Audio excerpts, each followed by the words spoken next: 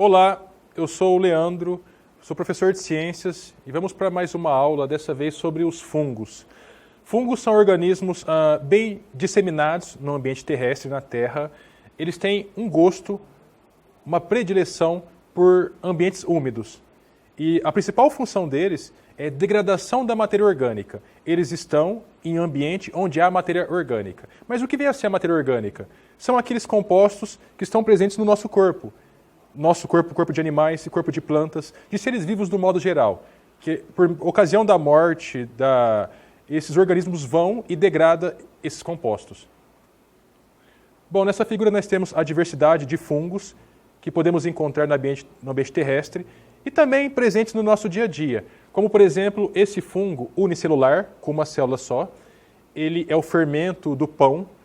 Ele é também utilizado para a fabricação de álcool, tanto o álcool de posto quanto esse álcool doméstico que utilizamos em casa, compramos no supermercado, quanto o álcool de bebidas alcoólicas, cerveja, cachaça, pinga, vodka, vinho.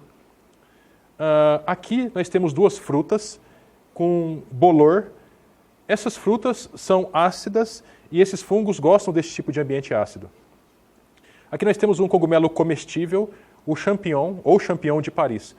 Ele é muito comum na culinária brasileira e pode ser feito pratos como o estrogonofe, por exemplo. Aqui nós temos bolores que se desenvolvem, crescem na parede, principalmente quando a parede ela infiltra água por ocasião de chuvas. Aqui nós temos pães com fungos, com bolores acumulados na sua superfície. Reparem que esse tipo de situação é inadequada para o consumo. Aqui nós temos um fungo conhecido popularmente como orelha de pau. Aqui nós podemos observar ele também. Aqui nós temos a parte de baixo dessa orelha de pau, onde formam os esporos. Os esporos são estruturas responsáveis pela multiplicação dos fungos e disseminação no meio ambiente. A gente pode fazer uma relação como se fossem ovos. Não são ovos, mas é como se fossem ovos que espalham e vão permitir que esse fungo se multiplique em outro local. Aqui nós temos dessa forma que esse tipo de alimento não pode ser consumido, esse queijo pode. Queijo do tipo gorgonzola, que esse fungo com coloração esverdeada fornece um sabor muito agradável a esse queijo. Aqui nós temos um cogumelo tóxico, ele é chamado de Amanita muscaria. Esse cogumelo ele foi utilizado como modelo para o desenho dos Smurfs fabricarem as suas casinhas, as casinhas dos Smurfs. Percebam a semelhança. E aqui uma associação entre o fungo e uma alga, chamado de líquen, que eu vou falar com detalhes mais para frente. Bom, agora a filogenia dos fungos. Os fungos são organismos eucarióticos, ou seja, são células complexas e pertencem ao reino dos fungos. Percebam que, dentre esses seres vivos, os mais próximos dos animais são os fungos. Um fungo é mais próximo evolutivamente de um animal do que o vegetal do animal. Bom, agora falando um pouco sobre a sistemática, a classificação dos fungos. Como eu já falei, domínio Eukarya, o reino Fungi, o reino dos fungos, são seres eucariotes, ou seja, eles possuem um material genético num compartimento específico, dentro de um núcleo organizado e envolvido por uma membrana chamada carioteca. São seres heterótrofos. Nas primeiras classificações biológicas que os fungos receberam, eles colocavam os fungos no mesmo grupo das plantas, porque ele tem uma certa semelhança com vegetais, com as plantas. Eles ficam fixos no solo, eles têm algo parecido com um caule, mas não é caule. Tem algo parecido com uma copa de uma árvore, que é esse chapeuzinho aqui. Mas a principal característica que separa os fungos dos vegetais das plantas é que são seres heterótrofos, ou seja, não fabricam o próprio alimento. Os vegetais são fotossintetizantes e são autótrofos, ou seja, fabricam o próprio alimento. Os fungos podem ser tanto uni quanto pluricelulares. Uni, uma célula só. Pluri ou multicelulares, compostos por várias células. Aqui nós temos dois exemplos de dois fungos multicelulares. Bom, essa é a estrutura comum que nós enxergamos, visualizamos o fungo na natureza. Esse cogumelo aqui. Nós não visualizamos essa parte que está embaixo do solo. Essa parte é geralmente a parte maior, é a parte que tem maior quantidade de fungo. E essa parte sobre o solo é uma estrutura que eventualmente se forma durante a reprodução dos fungos. Então, essa é a parte mais comum. Bom, quando nós observamos um cogumelo assim, devemos entender que ele é assim. Ele é formado por vários filamentos no seu interior, onde cada filamento, cada fiozinho desse, é chamado de hifa. O conjunto dessas hifas forma algo chamado micélio. Essa parte, como eu disse, que se forma na superfície do solo, que é o cogumelo, ele é chamado de corpo frutífero ou corpo de frutificação. Aqui embaixo, como eu já mostrei no slide anterior, tem alguns esporos que podem ser liberados na ocasião da reprodução, da multiplicação desses fungos. Bom, agora a reprodução dos fungos. Esse é um esquema simplificado desse processo. Aqui nós temos um fungo desenvolvido, ele libera esses esporos no ambiente que se espalham por meio do vento para regiões distantes dessa aqui original e, em contato com o solo, em condições adequadas, germina e produz o micélio, as hifas, que se desenvolve. Essa região certamente tem muita matéria orgânica onde esse fungo vai se alimentar disso. Com o tempo, o fungo percebendo que é momento de se multiplicar, de se reproduzir, e esse momento de se reproduzir varia de fungo para fungo. Tem fungos, por exemplo, que se multiplicam em situações de chuva, outro em situações de baixa concentração de oxigênio. Mas, enfim, ele percebendo que é o momento de se multiplicar, ele desenvolve esse cogumelo, e aí vem até esse ponto aqui, e fecha o ciclo.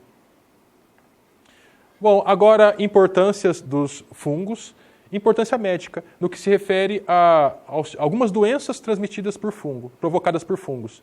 Aqui nós temos a famosa micose. Micose é uma infecção por fungos que pode ocorrer em várias regiões do corpo, como nas unhas, como entre os dedos, aqui nesses dois casos, na pele. Aqui um outro tipo de infecção provocada por fungos, muito comum, o chamado pano branco. Também chamado de pitiríase versicolor. Esse tipo de fungo ele é comum em regiões como na orelha, no nariz. Em algumas situações de baixa resistência do corpo, o corpo se encontrando fraco, esses organismos eles migram para a pele e começam a consumir, a comer, a digerir, a degradar molécula chamada melanina presente na nossa pele. A melanina, a principal função dela é proteger a nossa pele contra a radiação ultravioleta do sol, que é cancerígena.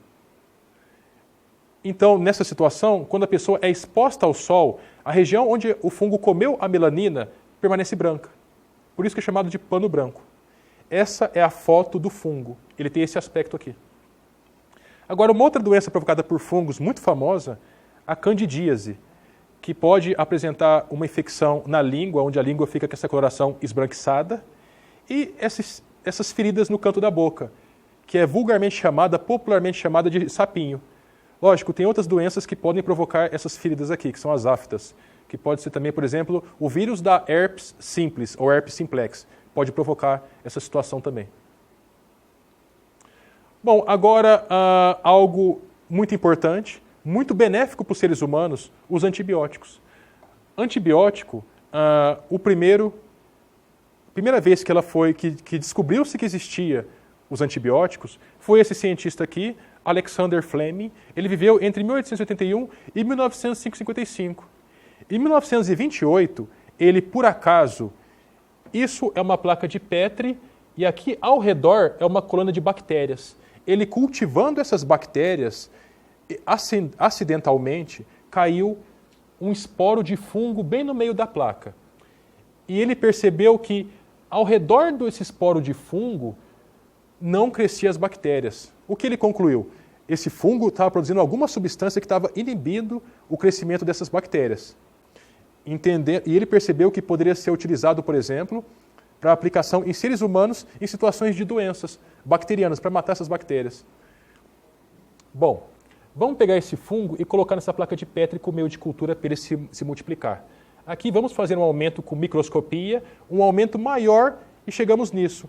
Esse fungo, a partir do qual se fabrica esse antibiótico, a penicilina, é chamado de Penicillium notatum. Esse fungo, aqui essas bolinhas no canto superior são os esporos, que é a partir dessas bolinhas que ele vai se multiplicar. Então, atualmente, existe uma grande diversidade de bactérias e fungos que produzem antibióticos. Aqui, o antibiótico, o medicamento. Bom, agora, no que se refere à importância agrícola, é uma praga agrícola, vários fungos são pragas agrícolas. Aqui uma doença formada na folha do milho, a ferrugem, tem um aspecto de ferrugem, o acúmulo desse fungo. E aqui fungos que se desenvolveram dentro da espiga do milho, que comprometeram os grãos. E quase todas as plantações, as colheitas, os cultivares agrícolas podem ser contaminados por fungos. Feijão, soja, trigo, enfim. Agora, um aspecto muito importante dos fungos, no que se refere à diversidade de plantas na Terra, é algo chamado micorriza. Micorriza é uma associação de fungos com a raiz de uma planta. O fungo ele se associa a essa raiz aumentando a superfície de contato, aumentando a capacidade da raiz de absorver nutrientes e água do solo. E qual que é o benefício que o fungo tem ajudando a planta? A planta ela faz fotossíntese e fornece o açúcar para o fungo. Então os dois saem beneficiados. Praticamente toda a planta existente na Terra tem uma micorriza. Florestas densas, como a floresta amazônica, ela só é possível aquela exuberância que ela tem graças às micorrizas desenvolvidas nas suas raízes, das plantas presentes nesse bioma. Aqui uma comparação entre duas quantidades de grama, uma que cresceu com bastante micorriza e uma que cresceu sem, com pouca quantidade. Percebam que a que tem mais micorriza é a que se desenvolveu mais, o vegetal, a grama. Uma outra associação entre fungo e outro ser vivo são os líquens. Líquen é uma associação entre um fungo, que é heterótrofo, não fabrica o próprio alimento, com um ser autótrofo, fotossintetizante, ou uma alga ou uma cianobactéria. Esses seres fotossintetizantes fornecem ao fungo açúcares, fonte de energia. E o fungo, por sua vez, fornece água e nutrientes para as algas ou cianobactérias. E aqui são alguns ambientes que nós podemos encontrar esses seres vivos, tronco de árvores, em rochas. Bom, agora um dos aspectos mais importantes dos fungos é o seu papel decompositor. Decompor é degradar a matéria orgânica presente no meio ambiente. Por exemplo, a carcaça de um animal, ele não vai ficar eternamente no solo. Bactérias e fungos são responsáveis por esse processo. Aqui nós temos um solo com galhos, com folhas. Com o tempo, esse fungo e outros que estão aqui estão contribuindo para a decomposição e para a formação de substâncias minerais, onde plantas, posteriormente, vão utilizar como fonte de nutriente para se desenvolverem. Aqui alguns fungos decompondo alimentos, frutas e um pão. Bom, agora cogumelos. Grande parte dos cogumelos presentes no ambiente são venenosos. Aqui nós temos alguns exemplos. Esse Amanita muscaria, que eu já falei anteriormente, da casinha dos Smurfs. Aqui um outro que também é do mesmo gênero, são aparentados evolutivamente. Aqui nós temos um cogumelo chamado Morchella. Grande parte dos Morchella são comestíveis. Esse aqui não, ele é bem tóxico. Esse cogumelo é comum na nossa região, chamado de Psilocybe cubensis. Ele, em ocasião de chuva, ele brota e ele tem substâncias alucinógenas também que pode fazer mal à saúde. Bom, agora tem uma importância muito grande também os fungos na fabricação de alguns alimentos como queijos. Aqui dois exemplos de queijos, o camembert e o gorgonzola, que podem ser fabricados a partir da fermentação de alguns fungos. Pães. Nós temos as leveduras, que são fungos unicelulares. O fermento que utilizamos para poder fazer pão nada mais é que uma grande quantidade dessas leveduras. Qual que é a função? Nós misturamos esse fermento no pão, porque essa levedura vai consumir o açúcar presente aqui, nesse ambiente, e como produto do metabolismo, vai liberar gás carbônico. Esse gás carbônico vai fazer o pão crescer. Então, o pão só cresce graças à atividade das leveduras, do fermento, de produção de gás carbônico. Percebam algumas bolhas de ar presentes no meio do pão. É região de acúmulo de gás carbônico. Bom, e agora no que se refere à produção de algumas bebidas, fungos unicelulares, a mesma levedura que eu mostrei no slide anterior, ela pode ser utilizada para poder fabricar bebidas alcoólicas. Aqui nós temos, quando fermenta-se uvas, essa uva é a uva mais branca, pode-se fabricar o vinho tinto quanto o vinho, esse outro vinho aqui. Aqui nós temos a produção de bebidas destiladas como cachaça, pinga, vodka e um tanque de fermentação, com a fermentação da cana para a fabricação da cachaça, por exemplo. Aqui nós temos tanque de fermentação de cerveja, que são usados vários cereais fermentados para poder produzir esse produto. E aqui a fermentação da cana, de novo, por leveduras, para a fabricação do álcool de posto de gasolina, o álcool que nós compramos do supermercado e utilizamos em casa também. Bom, pessoal, esse era o conteúdo, espero que tenham gostado e bons estudos a todos.